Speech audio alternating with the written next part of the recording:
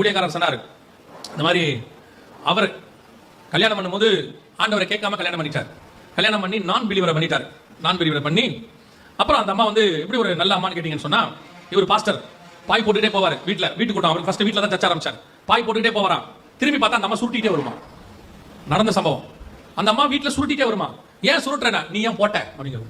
உடனே இவர் சொல்றாரு, மீட்டிங் நடத்துறதுக்காக, மீட்டிங் நடத்தக்கூடாது அப்படிமா. அந்த மாதிரி ஒரு அம்மா எல்லாத்துக்கும் அகைன்ஸ்ட், டெட் அகைன்ஸ்ட். அப்புறம் பாத்தீங்கன்னா இவர் ஜோம் பண்ணி என்ன பண்றதுனே தெரியல, பயங்கரமா ஊழியத்துக்கு அகைன்ஸ்டா இருக்கு.